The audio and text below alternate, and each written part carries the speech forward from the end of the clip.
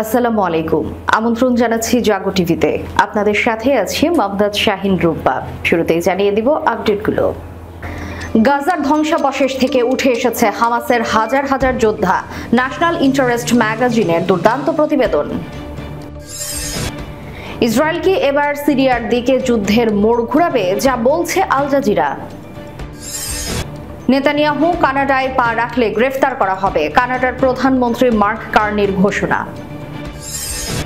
চীনের SU-35 এর ধাওয়া খেয়ে পালালো অস্ট্রেলিয়ার যুদ্ধবিমান, যে কারণে একযোগে রেকর্ড সংখ্যক ভারতীয়কে ফেরত পাঠাচ্ছে কানাডা। ভারতে মুসলিম নির্যাতনের দৈনন্দিন ভয়াবহতা নিয়ে চাঞ্চল্যকর তথ্য। গাজায় 57,000 শিশু এতিম, যুদ্ধের সবচেয়ে ভারী বোঝা বহন করছে নারীরা। দর্শক শুনছিলেন শিরোনাম, এবারে থাকছে বিস্তারিত সংবাদ। গাজার ধ্বংসাবশেষ থেকে উঠে এসেছে হামাসের হাজার হাজার যোদ্ধা। ন্যাশনাল ইন্টারেস্ট ম্যাগাজিনের দুর্দান্ত প্রতিবেদন।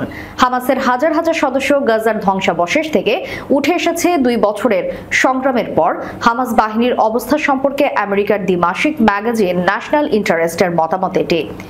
ফার্সের উদ্ধৃতি দিয়ে পার্স টুডে আরো জানায়, ন্যাশনাল ইন্টারেস্ট ম্যাগাজিন জোর দিয়ে বলেছে হামাস এখনো বেঁচে আছে এবং কেবল সামরিক পদক্ষেপের মাধ্যমে এই গোষ্ঠীকে ধ্বংস করা যাবে না। ইসরায়েলি কর্মকর্তারা বারবার দাবি করেছেন যে তারা হামাসকে পরাজিত করতে সক্ষম, কিন্তু বাস্তবতা সম্পূর্ণ ভিন্ন। বিশেষজ্ঞরা মনে করছেন ফিলিস্তিন ইসলামী প্রতিরোধ আন্দোলন কেবল একটি গোষ্ঠী নয়, বরং ফিলিস্তিনি সমাজে গভীরভাবে শেকড় থেকে গেড়ে থাকা একটি রাজনৈতিক ও আদর্শিক আন্দোলন। বিশ্লেষকদের মতে অবকাঠামো ধ্বংস করা বা এই ধরনের আন্দোলনের নেতাদের নির্মূল করা সম্ভব হতে পারে, কিন্তু এই আদর্শ বা বিশ্বাস চিরতরে ধ্বংস করা যাবে না, বিশেষ করে যেহেতু এই বিশ্বাস দেশপ্রেম এবং ফিলিস্তিনিদের নিজস্ব ভূমি রক্ষার জন্য কয়েক দশক ধরে চলা সংগ্রামের মধ্যে নিহিত। ন্যাশনাল ইন্টারেস্ট জোর দিয়ে বলেছে ইসরায়েলের ঘোষিত সম্পূর্ণ বিজয়ের লক্ষ্য শুরু থেকেই একটি মরীচিকা ছাড়া আর কিছুই নয়। ম্যাগাজিনটি আরো বলেছে বিপুল সংখ্যক বেসামরিক নাগরিক হত্যা এবং গাজা ধ্বংস করার ক্ষেত্রে ইসরায়েলের সমস্ত পদক্ষেপ সত্ত্বেও হামাস গঠনের মূল কারণগুলো এখনো একই রকম রয়েছে। বিশেষজ্ঞরা বিশ্বাস করেন যে যতদিন পর্যন্ত এই পরিস্থিতি বিরাজমান থাকবে এবং স্বাধীন ফিলিস্তিন রাষ্ট্রকে স্বীকৃতি দেওয়া না হবে, ততদিন পর্যন্ত হামাসের সংগ্রাম অব্যাহত থাকবে। আমেরিকার এই ম্যাগাজিনটি জোর দিয়ে বলেছে বুলেট দিয়ে মতাদর্শ ধ্বংস করা যাবে না। যত বেশি আক্রমণ চলতে থাকবে, সংগ্রাম চালিয়ে যাওয়ার ক্ষেত্রে ফিলিস্তিনি জনগণের আদর্শ এবং বিশ্বাস তত বেশি শক্তিশালী হবে। তথ্যসূত্র ন্যাশনাল ইন্টারেস্ট ম্যাগাজিন। ইসরায়েল কি এবার সিরিয়ার দিকে যুদ্ধের মোড় ঘুরাবে? এই বিষয়ে আল জাজিরা একটি প্রতিবেদন প্রকাশ করেছে। রিপোর্টে বলা হয়, গাজা যুদ্ধ শেষ হওয়ায় গোটা বিশ্ববাসী আশা করেছিল একটি ফজরের যেখান থেকে মধ্যপ্রাচ্যের শান্তি ও স্থিতিশীলতার সূর্য উদিত হবে। এমন আশাবাদ ফুটে উঠেছে মিশরের শার্ম শাইখ সম্মেলনে দেওয়া মার্কিন প্রেসিডেন্ট ডোনাল্ড ট্রাম্পের বক্তব্যে। অন্য বিশ্ব নেতারাও যুদ্ধ বন্ধ চুক্তিতে স্বাক্ষরের সময় এমন আশার বাণী শুনিয়েছেন, কিন্তু ইসরায়েলের অতি উগ্রবাদী সরকারের দিকে দৃষ্টিপাত করলে এমন আশাবাদ দেখা যায় না, কারণ তারা সবসময় নিজেদের অভ্যন্তরীণ সংকট সমাধান না করে তা থেকে পালানোর চেষ্টা করে এবং একে উপত্যকার কৌশলগত পরিবেশকে পরিবর্তনের সুযোগ মনে করে। তবে তারা গাজায় বড় ধরনের কূটনৈতিক ব্যর্থতার শিকার হয়েছে, কারণ 2 বছর যুদ্ধ করেছে, কিন্তু রাজনৈতিক, অর্থনৈতিক কিংবা ভূ রাজনৈতিক কোনো দিক থেকেই তারা লাভবান হতে পারেনি। উল্টো আঞ্চলিক ও বৈশ্বিক পরিমণ্ডলে তাদের গুরুত্বে বিরাট ধস নেমেছে। গাজায় তারা যেই ধ্বংসযোগ্য ও গণহত্যা চালিয়েছে তা কোনোদিনই এসব ক্ষয়ক্ষতির মূল্য পরিশোধ করতে পারবে না। এই পরিস্থিতি আরো ঘনীভূত হবে ইসরায়েলি কট্টরপন্থী দলগুলোর অতি উৎসাহের কারণে, যারা সরকারকে নতুন কোনো ক্ষেত্র অনুসন্ধানে প্ররোচিত করে এবং সুনির্দিষ্ট লক্ষ্যে পূর্ণ শক্তি নিয়োগের কথা বলেন। অবস্থা দৃষ্টে মনে হচ্ছে তাদের সেই মনোবাঞ্ছা পূরণের জন্য এই সিরিয়াকে টার্গেট করতে পারে। বিশেষ কিছু কারণে তারা সিরিয়াকে টার্গেট করতেই পারে, যেমন ইসরায়েল মধ্যপ্রাচ্যের মানচিত্র পরিবর্তন করে দিতে চায়। দেশটির কর্মকর্তাদের বিভিন্ন সময়ের বিবৃতি দেখে বোঝা গেছে যে তাদের পরিকল্পনা হলো মধ্যপ্রাচ্যের দেশগুলোকে পরস্পর থেকে আলাদা করে দেবে, এরপর প্রতিটি দেশে গোত্রভিত্তিক ছোট ছোট রাজ্য প্রতিষ্ঠা করবে। তারা এই পরিকল্পনার বাস্তবায়ন সিরিয়া থেকে থেকে শুরু করতে চায়। এদের সাথে ইরাক ও তুরস্কের সামাজিক ও ভৌগোলিক সম্পর্ক রয়েছে। একই সাথে সেখানে গোত্রভিত্তিক বিভাজনও রয়েছে। ফলে এই অঞ্চলে পরিবর্তন ঘটাতে পারলে দ্রুতই তা অন্যান্য দেশে ছড়িয়ে পড়বে। আর মধ্যপ্রাচ্যের নেতৃত্ব দানকারী দেশগুলোর সাথে যেহেতু সিরিয়ার সংযোগ রয়েছে, তাই এখান থেকে কাজ শুরু করাই হবে যথোপযুক্ত। সিরিয়াকে নিয়ে ইসরায়েলের অনেকগুলো পরিকল্পনা রয়েছে, যেমন ডেভিডস করিডোর, সুইদা গভর্নরেটর জন্য মানবিক করিডোর এবং দক্ষিণে বাফার জোন প্রতিষ্ঠা। ইসরায়েল হয়তো বাস্তবেই এসব পরিকল্পনার বাস্তবায়ন শুরু করেছে, যেমন তারা সিরিয়ার দক্ষিণে বাফার জোন পরিকল্পনার মনোযোগ দিয়েছে, সেই জন্য সামরিক বাজেটও বরাদ্দ দিয়েছে, অথবা তারা এখনো মোক্ষম সুযোগের অপেক্ষায় রয়েছে, যেমনটি বৃহত্তর ইসরায়েল ও ডেভিডস করিডোর নিয়ে তাদের পলিসি। সূত্র আল জাজিরা। কানাডার প্রধানমন্ত্রী মার্ক কার্নি ঘোষণা দিয়েছেন তার সরকার আন্তর্জাতিক অপরাধ আদালত কর্তৃক ইসরায়েলের প্রধানমন্ত্রী বেনিয়ামিন নেতানিয়াহুর বিরুদ্ধে জারি করা গ্রেফতারি পরোয়ানা কঠোরভাবে কার্যকর করবে যদি তিনি কানাডায় প্রবেশ করেন। 2024 সালের নভেম্বরে গাজায় যুদ্ধাপরাধ ও মানবতার বিরুদ্ধে অপরাধের অভিযোগে আইসিসি নেতানিয়াহু এবং তৎকালীন প্রতিরক্ষা মন্ত্রী ইয়োভ গালান্তের বিরুদ্ধে গ্রেফতারি পরোয়ানা জারি করে। ব্লুমবার্গে দেওয়া এক সাক্ষাৎকারে কার্নিকে জিজ্ঞেস করা হয়, কানাডা কি আইসিসির পরোয়ানা কার্যকর করবে? জবাবে তিনি দৃঢ়ভাবে বলেন, হ্যাঁ, নেতানিয়াহুকে গ্রেফতারে তিনি প্রস্তুত। এর আগে 2023 সালের ডিসেম্বরে দক্ষিণ আফ্রিকা ইসরায়েলের বিরুদ্ধে 1948 সালের গণহত্যা সনদ লঙ্ঘনের অভিযোগে আন্তর্জাতিক বিচার আদালতে ঐতিহাসিক মামলা দায়ের করে। তবে চলতি মাসের শুরুর দিকে মার্কিন প্রেসিডেন্ট ডোনাল্ড ট্রাম্পের মধ্যস্থতায় যুদ্ধবিরতি ঘোষণার পর মামলাটি আপাতত স্থগিত রয়েছে। 2024 সালের জানুয়ারি থেকে মে মাসের মধ্যে আইসিজে 3 দফায় অন্তর্বর্তী নির্দেশনা দিয়ে ইসরায়েলকে গণহত্যা বন্ধ করতে, সামরিক অভিযান স্থগিত রাখতে এবং গাজায় মানবিক সহায়তা প্রবেশে বাধা না দিতে নির্দেশ দেয়। এ বছরের 21 সেপ্টেম্বর জাতিসংঘ সাধারণ পরিষদের অধিবেশনের আগে কানাডা আনুষ্ঠানিকভাবে ফিলিস্তিন রাষ্ট্রকে স্বীকৃতি দেয়। একই দিনে যুক্তরাজ্য, অস্ট্রেলিয়া ও পর্তুগালও একই ঘোষণা দেয়। পরবর্তী 2 দিনে ফ্রান্স, বেলজিয়াম, লুক্সেমবার্গ, মাল্টা, মোনাকো এবং অ্যান্ডোরা ফিলিস্তিনকে স্বীকৃতি জানায়। সূত্র আনাদুলু।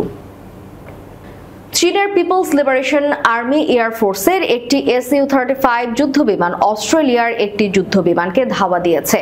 এই সময় চীনের যুদ্ধবিমান থেকে ফ্লেয়ারও নিক্ষেপ করা হয়।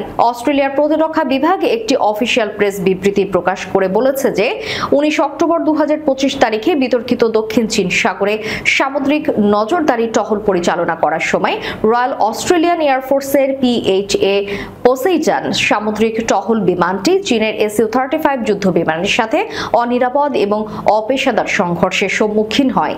চীনের বিমানটি RAAF-HA বিমানের খুব কাছাকাছি আগুনের শিখা নিক্ষেপ করে। এটি একটি অনিরাপদ এবং অপেশাদার কৌশল ছিল যা বিমান এবং এর কর্মীদের জন্য ঝুঁকি তৈরি করেছিল। বিবৃতিতে বলা হয়েছে, এই ঘটনার পর অস্ট্রেলিয়ান সরকার আনুষ্ঠানিকভাবে চীনা সরকারের কাছে তাদের উদ্বেগ প্রকাশ করেছে। এদিকে চীনের মুক্তি ফৌজের সাউদার্ন থিয়েটার কমান্ড বিমান বাহিনীর মুখপাত্র লি চিয়ান জানিয়েছে, অস্ট্রেলিয়ার একটি সামরিক বিমান রোববার চীনের আকাশসীমা লঙ্ঘন করেছে। মুখপাত্র জানান, রোববার অস্ট্রেলিয়ার একটি PHA সামরিক বিমান অনুমতি ছাড়াই চীনের সিসা দ্বীপপুঞ্জের আকাশসীমায় অবৈধভাবে প্রবেশ করে। এর প্রতিক্রিয়ায় PLA নৌ এবং বিমান বাহিনী আইন অনুযায়ী বিমানটিকে ট্র্যাক করে সতর্ক করে এবং এলাকা থেকে তাড়িয়ে দেয়। মুখপাত্র বলেন, অস্ট্রেলিয়ার এই পদক্ষেপ চীনের সার্বভৌমত্বকে গুরুতরভাবে লঙ্ঘন করেছে এবং এতে অপ্রত্যাশিত দুর্ঘটনা ঘটতে পারত। তিনি অস্ট্রেলিয়াকে অবিলম্বে এই ধরনের উস্কানিমূলক কার্যক্রম বন্ধ করার আহ্বান জানান এবং বলেন যে PLA দেশের সার্বভৌমত্ব এবং আঞ্চলিক শান্তি ও স্থিতিশীলতায় রক্ষার সর্বদা সতর্ক রয়েছে। কানাডা থেকে রেকর্ড সংখ্যক ভারতীয় নাগরিককে জোরপূর্বক ফেরত পাঠানো হচ্ছে, যা দেশটির ইতিহাসে নতুন মাইলফলক তৈরি করেছে। কানাডিয়ান বর্ডার সার্ভিসেস এজেন্সি এর সর্বশেষ তথ্যে দেখা গেছে 2025 সালে এই ফেরত পাঠানোর হার আগের সব রেকর্ড ভেঙে দিয়েছে। বিশ্লেষকদের মতে, কানাডায় ক্রমবর্ধমান অভিবাসন বিরোধী মনোভাব এবং বিদেশি অপরাধীদের বিরুদ্ধে কঠোর সরকারি পদক্ষেপই এই পরিস্থিতির মূল কারণ। হিন্দুস্তান টাইমসের প্রতিবেদন অনুসারে চলতি বছরের 28 জুলাই পর্যন্ত কানাডা থেকে মোট 1891 জন ভারতীয় নাগরিককে ফেরত পাঠানো হয়েছে, যেখানে 2024 সালের পুরো বছরে এই সংখ্যা ছিল 1997 জন এবং 2019 সালে ছিল মাত্র 625 জন। অর্থাৎ কয়েক বছরের ব্যবধানে এই হার কয়েক গুণ বেড়েছে। মেক্সিকানদের পরে ফেরত পাঠানো বিদেশিদের তালিকায় ভারতীয়রা রয়েছে দ্বিতীয় স্থানে। জুলাই পর্যন্ত কানাডা 2678 জন মেক্সিকান নাগরিককে ফেরত পাঠিয়েছে। সম্প্রতি টরন্টোতে এক সংবাদ সম্মেলনে কানাডার প্রধানমন্ত্রী মার্ক কার্নি বলেছেন, তার সরকার অভিবাসন ব্যবস্থায় বড় ধরনের সংস্কার আনছে। তিনি জানান, বিদেশি অপরাধীদের ফেরত পাঠানোর প্রক্রিয়া আরো দ্রুত ও কার্যকর করতে প্রশাসনিক নজরদারি বাড়ানো হচ্ছে। কার্নির এই বক্তব্য এমন সময় এসেছে যখন কানাডায় বিদেশি অভিবাসীদের বিরুদ্ধে অসন্তোষ বাড়ছে। 10 অক্টোবর পিল রিজিওনাল পুলিশ জানায়, তারা প্রথমবারের মতো বিচারিক প্রক্রিয়ায় অংশ হিসেবে অপরাধে জড়িত বিদেশিদের তাৎক্ষণিকভাবে ফেরত পাঠানোর উদ্যোগ দিচ্ছে। এই কড়াকড়ির পেছনে একটি আলোচিত ঘটনাও ভূমিকা রেখেছে। সম্প্রতি ডাক চুরি মামলায় 8 জন ভারতীয় নাগরিককে গ্রেফতার করেছে কানাডিয়ান পুলিশ। তাদের বিরুদ্ধে 450টিরও বেশি মেইল চুরির অভিযোগ আনা হয়েছে, যার আর্থিক মূল্য প্রায় 4 লাখ কানাডিয়ান ডলার। সিবিএস এর তথ্য মতে বর্তমানে কানাডা থেকে ফেরত পাঠানোর অপেক্ষায় থাকা ভারতীয় নাগরিকের সংখ্যা প্রায় 6837 জন, যা সর্বোচ্চ। এরপর রয়েছে মেক্সিকোর 5170 জন এবং যুক্তরাষ্ট্রের 1734 জন নাগরিক। ভারতের সংবাদ মাধ্যমে বর্তমানে দুটি সমান্তরাল ধারা দৃশ্যমান। একটি টেলিভিশনের পর্দা জুড়ে সাজানো বিতর্ক, যা নতুন ভারত, হিন্দু গৌরব ও পাকিস্তান বিরোধিতা নিয়ে চলে, আর অন্যটি হলো বাস্তব চিত্র, যেখানে মুসলমানদের দৈনন্দিন জীবনে নিপীড়ন, পিটিয়ে হত্যা, গ্রেফতার ও অমানবিকরণ চলছে। বিশ্লেষকরা বলছেন, এই দুয়ের মাঝখানে লুকিয়ে আছে এক ভয়াবহ বার্তা। মুসলমানদের দুর্ভোগ হয় সম্পূর্ণ মুছে ফেলা হচ্ছে, নয়তো তা সংখ্যাগরিষ্ঠের জন্য সন্ধ্যায় বিনোদনে পরিণত হচ্ছে। চলতি বছরের সেপ্টেম্বরে আজমগড়ে 7 বছর বয়সী এক মুসলিম শিশু হত্যার খবর স্থানীয় সংবাদ সামান্য সময়ের জন্য এলেও তা দ্রুতই টেলিভিশনের প্রাইম টাইম থেকে হারিয়ে যায়। তার স্থান নেয় লাভ জিহাদ, সীমান্ত উত্তেজনা বা ক্রিকেট ম্যাচের মতো বিষয়। সমাজবিজ্ঞানী স্ট্যানলি কোহেনের সংজ্ঞানুসারে এই পরিস্থিতিকে স্টেট অফ ডিনায়াল বা অস্বীকারের অবস্থা হিসেবে উল্লেখ করে প্রতিবেদন বলা হয়, এই সমাজে নৃশংসতা গোপন নয়, বরং এতটাই দৈনন্দিন হয়ে উঠেছে যে তা আর কাউকে নাড়া দেয় না। এক মুসলিম শিশুর মৃত্যু তাই স্বাভাবিক সহিংসতার নীরব আর্কাইভে মিশে যাচ্ছে। মুসলমানদের প্রতি ঘৃণা এখন এক প্রদর্শন হয়ে দাঁড়িয়েছে। কানপুরে মুসলমানরা যখন আই লাভ মোহাম্মদ লেখা প্ল্যাকার্ড তুলেছিল, পুলিশ তখন তাদের সুরক্ষা না দিয়ে 1300 মুসলমানের বিরুদ্ধে এফআইআর করে গণগ্রেফতার চালায়। অথচ হিন্দুত্ববাদী জনতা মহারাষ্ট্র বা মধ্যপ্রদেশে সমবেত হয়ে প্রকাশ্যে গণহত্যার ডাক দিলেও গণমাধ্যম হয় তাদের গৌরবান্বিত করে অথবা মুখ ফিরিয়ে নেয়। প্রতিবেদনে বলা হয়, মুসলমানদের বিরুদ্ধে সহিংসতা এখন এক ধরনের থিয়েটারে পরিণত হয়েছে, যেখানে মুসলমানরা চিরকাল অভিযুক্ত এবং হিন্দুদের বাহিনী নিজেদের সভ্যতার রক্ষক হিসেবে অভিনয় করছে। ইসরায়েলি আগ্রাসনের আগুনে জ্বলছে গাজা। কাগজে কলমে যুদ্ধবিরতি হলেও হামলা বন্ধের নাম নেই। একের পর এক গণহত্যা, অবরোধ ও বোমা বর্ষণের মধ্যে নতুন করে জন্ম দিয়েছে এক ভয়াবহ বাস্তবতা। বেড়ে উঠেছে এতিম শিশুদের এক প্রজন্ম। শনিবার গাজার সমাজ কল্যাণ মন্ত্রণালয়ের সহকারী উপসচিব ডক্টর রিয়াদ আল বিতার জানান, বর্তমানে গাজায় অনাথ শিশুর সংখ্যা বেড়ে আনুমানিক 57,000-এ দাঁড়িয়েছে। গণহত্যার আগে এই সংখ্যা ছিল মাত্র 17,000। যুদ্ধের কারণে এই সংখ্যা 3 গুণ হয়েছে। রিয়াদ বলেছেন, ইসরায়েলের 2 বছরের গণহত্যার ফলে প্রায় 40,000 শিশু তাদের বাবা ও মা দুজনের মধ্যে অন্তত একজনকে হারিয়েছে। অনেকে আবার উভয়কে হারিয়ে একাই বেঁচে আছে এই ধ্বংসস্তূপের শহরে। গাজার সমাজ কল্যাণ মন্ত্রণালয় এখন এই বিপুল সংখ্যক অনাথ শিশুর জন্য একটি সমন্বিত পুনর্বাসন কৌশল গ্রহণের প্রস্তুতি নিচ্ছে। এই পরিকল্পনায় থাকবে শিশুদের অর্থনৈতিক, সামাজিক ও মানসিক পুনর্গঠন। একই সঙ্গে পূর্ণাঙ্গ যত্ন নিশ্চিত করতে বিশেষ অনাথ আশ্রম ও সহায়তা কেন্দ্র প্রতিষ্ঠার উদ্যোগ নেওয়া হচ্ছে। রিয়াদ আল জাজিরাকে বলেছেন, গাজা উপত্যকায় বর্তমানে অন্তত 5টি নতুন অনাথ আশ্রম জরুরিভাবে প্রয়োজন। প্রয়োজন। একই সঙ্গে যেসব পরিবার অনাথ শিশুদের আশ্রয় দিচ্ছে তাদের জন্য তাৎক্ষণিক আর্থিক সহায়তা ও পৃষ্ঠপোষকতা নিশ্চিত করা জরুরি হয়ে পড়েছে। তিনি আরও জানান, মন্ত্রণালয় এখন মানবিক সংস্থাগুলোর সঙ্গে সমন্বয় রেখে একটি সমন্বিত ডিজিটাল সিস্টেম গড়ে তুলেছে, যা নাগরিক নিবন্ধন ও সরকারি তথ্য সূত্র থেকে সংগৃহীত তথ্যের মাধ্যমে একটি ঐক্যবদ্ধ ডাটাবেস তৈরি করবে। এর লক্ষ্য সহায়তা কার্যক্রমে স্বচ্ছতা আনা, পুনরাবৃত্তি রোধ করা এবং সেবা প্রদানকে আরও দ্রুত ও কার্যকর করা। তবে গাজার রাজনৈতিক অস্থিরতা এবং অনেক স্থানীয় ও আন্তর্জাতিক সংস্থার স্বতন্ত্রভাবে কাজ করার প্রবণতা মন্ত্রণালয়ের জন্য বড় চ্যালেঞ্জ হয়ে দাঁড়িয়েছে। দর্শক, শেষ করার পূর্বে সংবাদ শিরোনামগুলো জানিয়ে দিব আরও একবার।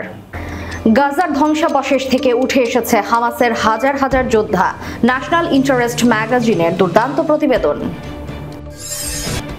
ইসরায়েল কি এবার সিরিয়ার দিকে যুদ্ধের মোড় ঘুরাবে, যা বলছে আল জাজিরা। নেতানিয়াহু কানাডায় পা রাখলে গ্রেফতার করা হবে, কানাডার প্রধানমন্ত্রী মার্ক কার্নির ঘোষণা। চীনের SU-35 এর ধাওয়া খেয়ে পালালো অস্ট্রেলিয়ার যুদ্ধবিমান, যে কারণে একযোগে রেকর্ড সংখ্যক ভারতীয়কে ফেরত পাঠাচ্ছে কানাডা। ভারতে মুসলিম নির্যাতনের দৈনন্দিন ভয়াবহতা নিয়ে চাঞ্চল্যকর তথ্য। গাজায় 57,000 শিশু এতিম, যুদ্ধের সবচেয়ে ভারী বোঝা বহন করছে নারীরা। এতক্ষণ আমাদের সাথে থাকার জন্য ধন্যবাদ। আল্লাহ হাফেজ।